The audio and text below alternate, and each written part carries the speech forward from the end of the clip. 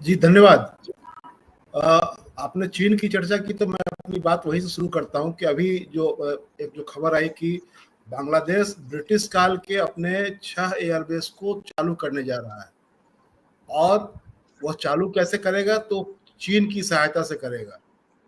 चीन के अधिकारियों का एक डेलीगेशन अभी बांग्लादेश गया था और उसने वहाँ उन एयरबेस का दौरा किया। तो चीन आपके पड़ोसी मुल्क बांग्लादेश, पाकिस्तान, इनके ज़रिए आपकी जिस तरह की घेराबंदी कर रहा है, और आपको ये लग रहा है कि हम अभी भी हमारा दुनिया में डंका बज ही रहा है।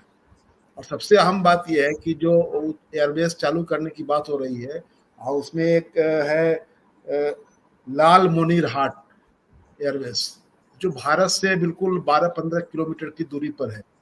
यानी कि बिल्कुल आपके बगल में आकर के वो खड़ा हो जाएगा। वो सिर्फ बांग्लादेश का उपक्रम नहीं है, बल्कि चीन उसमें शामिल हो रहा है। तो ये जो कुछ कर रहे हैं अभी, इन्होंने जो बांग्लादेश पर जो प्रतिबंध लगाया है, व्यापारिक प्रतिबंध, जिसमें खास करके जो रेडीमेड गारमेंट्स वगैरह है उनके आवाजाही को लेकर के, तो इससे ये आप क्या चाह रहे हैं? आप अपने पड़ोसियों को नाराज करने की जो आपने रणनीति बनाई है, उससे आपका भला मुझे नहीं लगता है कि होने जा रहा है। तो एक तो जो कूटनीतिक विफलता इनकी है वो धीरे धीरे सामने आ रही है। लेकिन सबसे जो ट्रेजेडी जो है इनके साथ, कि ये जब इनके बारे में कहा जा रहा था कि मोदी जी का पूरी दुनिया में डंका बज रहा है, मोदी जी विश्वगुरु हैं, और इनकी गुरुवाई की हकीकत सामने बस आ गई जब इन्होंने पाकिस्तान के खिलाफ अटैक किया।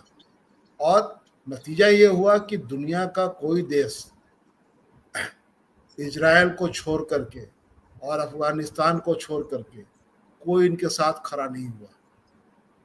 इनकी जो पूरी कूटनीति थी उसमें ये लग रहा था कि इनके भक्त लोग इस कदर वाहवाही लूट रहे थे कि हाउडी मोदी और ट्रम्प माय फ्रेंड वाला जो जुमला था इनका, उसका क्या हुआ? उस समय तो ट्रम्प को जितवाने के लिए यहाँ पर यज्ञ और हवन किए जा रहे थे, लेकिन ट्रम्प साहब ने इन कैटेगरिकली इनको इनकी पूरी हवा निकाल दी और इनको पाकिस्तान के समकक्ष ला करके खड़ा कर दिया।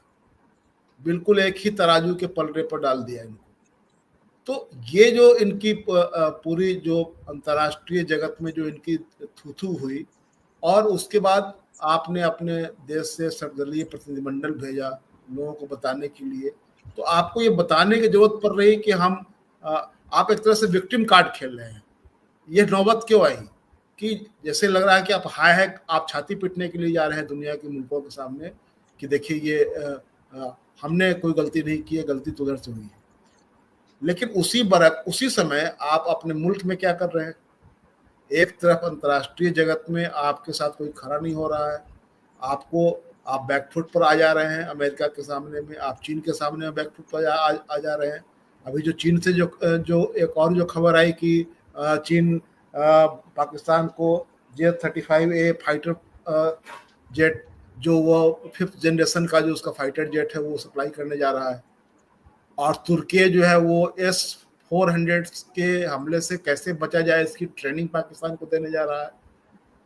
तो ये सारी चीजें एक जो घटित हो रही है अंतर्राष्ट्रीय जगत में, और आप जिस तरह से अपने आप को डिफेंसिव मोड में आपने रखा हुआ है, तो ये निश्चित रूप से मैं इस बात से सहमत हूँ कि इन्होंने अपने जो घरेलू राजनीति में जो इन्होंने जो कुछ किया है, और खास करके पूरा एक सांप्रदायिक जो ध्रुवीकरण की कोशिश की है, उसने पूरी दुनिया में ये मैसेज दिया है कि आप एक शांतिपूर्ण राष्ट्र के रूप में भारत को आप रहने नहीं देना चाहते हैं, जहाँ की सबके रहने के लिए उचित जगह हो, सबके आस्थाओं का सम्मान हो, और सबके लिए वहाँ पर सबकी आज़ादी सुनिश्चित हो वहाँ। तो ये जो आपका फेलियर है, इसने दुनिया में आपको एक तरह से बिल्कुल अलगाव में डाला है।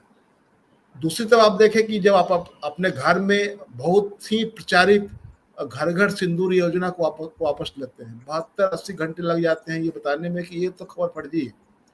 आपके प्रवक्ता जो ऑफिशियल जो आपके प्रवक्ता हैं वो लोग टीवी पर बैठ करके उस अभियान के बारे में जानकारी दे रहे थे, और उसके बाद 72-80 घंटे के बाद अमित मालवीय जी को कहना पड़ता है कि ये हमने नहीं लिया है। तो ममता बनर्जी ने तो आपकी हवा निकाल दी। मुझे लगता है कि सबसे अधिक एग्रेसिव होकर के और उसका जवाब अगर मिला घर घर सिंदूर योजना का इनके, तो वो ममता बनर्जी ने दिया, और इससे इनको पूरी तरह से बैकफुट पर आना पड़ा। इनका ये पूरा स्कीम जो है वो बैकफायर कर गया। तो घरेलू मोर्चे पर और अंतर्राष्ट्रीय जगत में दोनों जगह साफ साफ ये दिख रहा है कि आपने जो अपने प्रचार माध्यमों के जरिए जो हासिल करने की कोशिश की थी, उसकी हवा इस बार निकल गई, और आपको अपने पक्ष में कुछ करने के लिए, कुछ बताने के लिए बहुत कुछ रह नहीं गया हुआ है। अगर मोदी जी को इतना ही उनका डंका बज रहा था दुनिया में, तो मोदी जी तो बस अपना प्लेन लेते और निकल जाते, दुनिया का एक चक्कर लगा कर आ जाते, लोगों को समझा करके भाई देखिए ये ऐसा ऐसा है और आप हमारे साथ खड़े हो जाइए। आपने इतने देशों की यात्राएं की, लेकिन आपके साथ कोई खड़ा नहीं हुआ।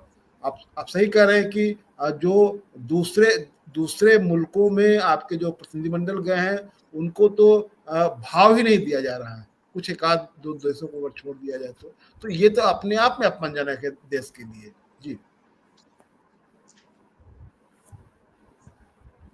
विनय ठाकुर